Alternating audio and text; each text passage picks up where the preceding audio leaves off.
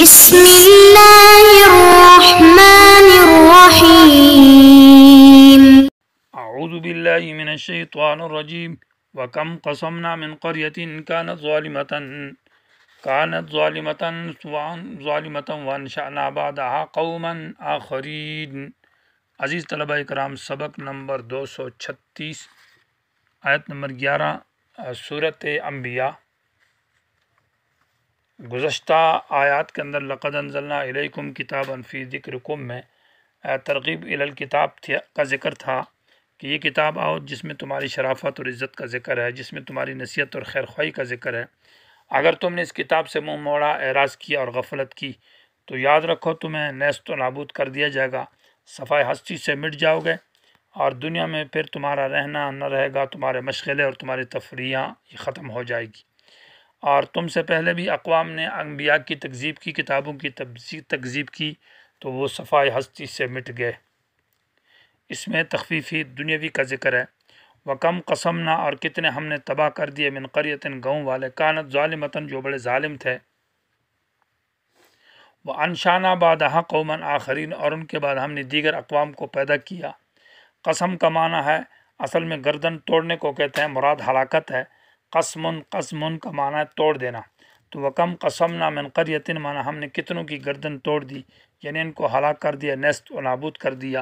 کانت ظالمہ جو بڑے ظالم تھے، یعنی ظالمتاً اہلھا، وہ گاؤں والے جو تھے، قریہ والے، وہ بڑے ظالم تھے، شرک کرتے تھے، کفر کرتے تھے، انبیاء کی توہین اور تکذیب اور کتابوں سے اعراض اور دنیا کی لاہ و لعب کے اندر پڑے ہوئے تھے۔ لیکن ان کو ہلاک کر دینے سے یہ نہ ہوا کہ ہماری دنیا جو ہے نا وہ بالکل اجڑ گئی اور اس میں کوئی آباد نہ رہا۔ وَأَنشَأْنَا، اور ہم نے پیدا کیا، بعدها اس قوموں ہلاک شدہ قوموں کے بعد، قوماً آخرین، دوسری اقوام کو پیدا کیا، ہماری دنیا آباد ہے۔ اگر تم بھی انکار کرتے ہو مکے والے تو تمہیں ختم کر کے تمہاری جگہ دوسری قوم کو اللہ تعالیٰ لے آئے گا۔ فَلَمَّا أَحَسُّوا بَأْسَنَا إِذَا هُمْ مِنْهَا يَرْكُضُونَ، جب قوموں پر عذاب آتا ہے تو عذاب کے وقت ان کی کیا صورتحال ہوتی ہے، اس کا تذکرہ ہے۔ فَلَمَّا أَحَسُّوا، جب انہوں نے دیکھا، بَأْسَنَا ہمارے عذاب کو، جس وقت عذاب آیا، تو إِذَا هُمْ مِنْهَا يَرْكُضُونَ، تو اچانک اس وقت جب عذاب آیا تو اپنے گاؤں سے وہ لوگ یرکضون، پھر دوڑ رہے تھے، بھاگ رہے تھے۔ رکض یرکضو کا معنی ہے ایڑی لگا کر دوڑانا، یعنی کسی کو پیچھے سے اکسانا، دوڑایا جاتا، تیزی کے ساتھ کہتے ہیں نا، ایڑی کے بل دوڑو۔ تو اذا ہم منہا یرکضون، تو وہ اس سے بھاگنے لگے اور دوڑنے لگے تاکہ اللہ کے عذاب سے بچ جائیں، اور وہ چیختے اور چلاتے ہوئے۔ لیکن غیبی آواز آئی اور غیبی ندا آئی اللہ تعالیٰ کی طرف سے کہ لا ترکضو، مت دوڑو، ورجعو، لوٹ جاؤ، الی ما، اس سامان عیش کی طرف، اترف تم فی، جس میں تم اتراتے اور جس میں تمہیں مس کر دیا گیا، ومساکنکم، اپنے گھروں کی طرف لوٹو، واپس آ جاؤ، لعلکم تسألون، تاکہ تم سے پوچھا جائے۔ اور پوچھا کس چیز کے بارے میں؟ ادا شکر کے بارے میں، کہ تم نے اللہ تعالیٰ کی نعمتوں کا کیا شکریہ ادا کیا تھا یا نہ کیا تھا۔ تم سے پوچھا جائے کہ انبیاء کی دعوت تمہارے پاس آئی اور تم نے انبیاء کی بات کو مانا، کیا تمہارے پاس کتاب آئی تھی، کیا تم نے اس کتاب کو سنا یا نہ سنا، کیا تم سمجھتے؟ اور علامہ، ان مال کی طرف لوٹو، اترف تم، کہ تم کو مس کر دیا گیا ہے، مانا تم بڑے اتراتے اور تکبر کرتے ہو، فی، اس مال کے اندر، اپنے سامان عیش کے اوپر، اپنی دولت، اپنی گاڑی اور کاروبار کے اوپر تم بڑے غرور اور متکبر ہو۔ آؤ، بھاگتے کیوں ہو، کیوں بھاگ رہے ہو؟ یہ ان کی بری حالت ہے۔ قالو، تو جواب میں کہتا ہے یا ویلنا، ہائے افسوس۔ اور دوسرا معنی یہ ہے کہ لعلکم تسألون من عما نزلت علیکم من العقوبۃ، کہ تم سے پوچھا جائے تمہاری سزا کے بارے میں، کہ تم پر جو سزا آئی ہے، یہ سزا تمہیں کیوں آئی، کیا وجہ تھی اس کا، تم سے پوچھا جائے۔ قالو، کہتے ہیں یا ویلنا، جب قوموں پر ہلاکت آتی ہے تو قوم اپنے گناہوں کا اعتراف بھی کرتی ہے، اور وہ قومیں جو ہے نا پھر اس وقت وہ افسوس کرتی ہے اور حسرت کرتی ہے، لیکن وہ افسوس اور حسرت ان کو فائدہ نہیں دیتا۔ انا کنا ظالمین، بے شک ہم بڑے ظالم تھے، ہم نے اللہ کی کتاب کی انکار کیا، ہم نے اللہ کے رسولوں کا انکار کیا، ہم توحید سے دور رہے۔ فما زالت تلک دعواہم، پس ہمیشہ یہ چیخ اور یہ فریاد ان کی رہتی ہے، حتی جعلناہم، یہاں تک کہ ہم نے کر دیا ان کو، حصیداً، کٹی ہوئی کھیت کی طرح، خامدین، بجھی ہوئی آگ کی طرح۔ حصید یہ فاعل کا وزن ہے، بمعنی محسود کا، حساد کہتے ہیں کھیتی کو کاٹنے کو، اور خامدین معنی خمد کا معنی بجھ جانا آگ کا۔ تو حتی جعلناہم، کر دیا ہم نے ان کو حصیدن کٹی ہوئی کھیت کی طرح، خامدین بجھی ہوئی آگ کی طرح، جیسے کہ کوئی کھیتی ہو اور اس کو کاٹ کر ایک ڈھیر بنا دیا جائے، تو ایسی ان قوموں کو ہلاک کر کے مٹی کا ایک ڈھیر بنا دیا گیا ہے۔ اور خامدین جیسے کہ آگ لگی ہو کسی چیز کو تو وہ آگ بجھ کر راکھ کا ڈھیر بن جاتا ہے، ایسے ان قوموں کو ہلاک کر کے وہ راکھ کا ایک ڈھیر بنا دیا گیا، ابھی کوئی ان کا پرسان حال نہیں ہے۔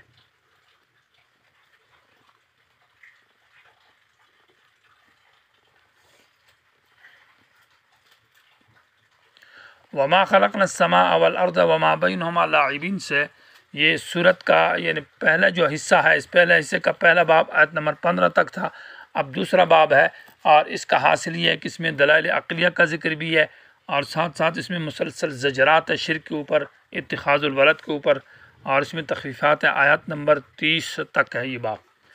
ما قبل سے ربط یہ ہے کہ اب سبب عذاب کا ذکر کیا جاتا ہے، یعنی یہ کہ پہلے قوموں کو جب صفحہ ہستی سے مٹا دیا گیا اور ان کو تباہ و برباد کیا گیا تو اس کی وجہ کیا ہے؟ تو جواب یہ ہے کہ اس کی وجہ یہ ہے کہ ان کو جس مقصد کے لیے پیدا کیا تھا، اللہ کی توحید، اللہ کے دین کے لیے، یہ مقصد سے دور ہو گئے اور یہ کھیل اور تماشے میں لگ گئے۔ تو جب مقصد سے دور ہو گئے تو ان کو زندگی کے اسٹیج سے ان کو بھی ہٹا دیا گیا، اور دنیا سے اور دنیا کی اس سے صفحہ ہستی سے ان کو مٹا دیا گیا، چونکہ یہ مقصد سے دور ہو گئے۔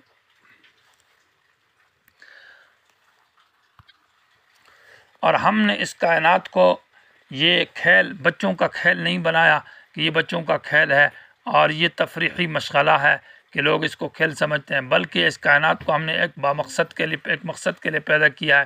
مقصد حیات وہ اللہ کی توحید ہے، اللہ کی عظمت ہے، تاکہ اللہ کی قدرت کے اوپر انسان رہے اور اللہ تعالیٰ کے توحید کے اوپر انسان قائم رہے، اور دنیا کو ایک مقصد کے لیے پیدا کیا۔ وما خلقت الجن والانس الا لیعبدون، جو کہ اللہ کی عبادت ہے، اسی کا تذکرہ ہے۔ وما خلقنا السماء والارض، اور نہیں بنایا ہم نے آسمان کو اور زمین کو، وما بینہما، اور جو کچھ ان کے درمیان میں، لاعبین مانا کھیلتے ہوئے، ہم اس سے کھیلتے ہوئے، یہ ہمارا مقصد کھیل نہیں تھا بلکہ دلائل توحید کے لیے اور اللہ تعالیٰ کی قدرت اور عظمت کو ظاہر کرنے کے لیے اس کائنات کو پیدا کیا ہے، کہ اس کائنات کے اونچائی اور پستی اور پہاڑوں میں اور زمین میں اور ہر چیز ذرے کے اندر، اس کے تغییر اور تبدیل میں، گرمی اور سردی میں، ہواؤں میں، ان میں غور کرے اور اللہ تعالیٰ کی وحدانیت اور قدرت معلوم کرے۔ اس مقصد کے لیے پیدا کیا، یہ کھیل اور تماشا نہیں ہے، یہ جائے کھیل نہیں ہے، یہ جائے تماشا نہیں ہے، یہ تفریحی میلہ نہیں ہے، یہ مشغلہ نہیں ہے، یہ دلائل توحید ہے۔ لو اردنا، ہاں اگر ہم ارادہ کرتے، ہم چاہتے ان نتخذ لہوا، کہ ہم اس کو ایک تفریحی مشغلہ بنا لیتے ہیں، تو لاتخذناہ من لدنا، ہم اس کو بناتے اپنے پاس۔ یہاں لدنا بمعنی عندنا کے ہے، معنی لاتخذناہ من عندنا، ہم اپنے پاس ادھر ہی کائنات کو تمہارے سامنے پیدا، پھر اس آسمان کو پیدا کرنا تمہارے لیے اور زمین کو تمہارے لیے، اور یہ ہوائیں اور یہ رات اور یہ دن، اور انبیاء کو تمہارے لیے بھیجنا اور کتابوں کو تمہارے لیے بھیجنا، اس کی کیا ضرورت تھی؟ کیونکہ ہمارا مقصد کھیل تھا، تو کھیل ہم ادھر آسمانوں میں اپنے پاس کھیلونا بنا لیتے اور وہیں ہم کھیلتے اس کے ساتھ، لیکن ہم ایسے کھیلنے والے نہیں ہیں۔ اللہ تعالیٰ نے اس کائنات کو ایک مقصد کے لیے پیدا کیا ہے۔ ان کننا فاعلین، اگر ہم یہ کام کرتے تو وہاں کر لیتے۔ حضرت عبداللہ ابن عباس نے لہون کا معنی اللہ الولد کے معنی میں کیا ہے، تو معنی لو اردنا ان نتخذا، اگر ہم پکڑتے بناتے لہون کوئی نائب، اپنے لیے کوئی نائب بناتے، تو لاتخذنا من لدنا، تو ہم نائب ان سے بناتے جو ہمارے پاس فرشتے ہیں، دنیا میں ہمارا نائب کوئی نہیں، یہ انبیاء عاجز ہے، یہ محتاج ہے، یہ اللہ کے نائب نہیں ہے۔ بل نقذف، بلکہ ہم نے کائنات کو تو مشغلہ نہیں بنایا بلکہ ہم دے مارتے ہیں بالحق، حق کو، علی الباطل، باطل کے اوپر، فیدمغہ، تو اس کی بھیجا نکال دیتا ہے، یعنی اس کی دماغ کو نکال دیتا ہے۔ دماغ کہتے ہیں کسی چیز کو اوپر پتھر مارا جائے اور سر کے اوپر، اور وہ سر پتھر کے اندر جو دماغ ہے اس کا جو بھیجا ہے وہ نکل جائے، فَإِذَا هُوَ زَاهِقٌ، تو یہ باطل مٹ جاتا ہے۔ یہ اصل میں تمثیل ہے، معنی یہ ہے کہ اللہ تبارک و تعالی جب باطل جو ہے وہ حق کے سامنے آ جاتا ہے اور حق کا مقابلہ کرتا ہے اور حق کے مقابلے میں سر پر پیکار ہو جاتا ہے، تو پھر حق جو ہے نا باطل کے سامنے آتا ہے اور باطل کا سر کچل دیتا ہے اور وہ ختم ہو جاتا ہے۔ وَلَكُمُ الْوَيْلُ مِمَّا تَصِفُونَ۔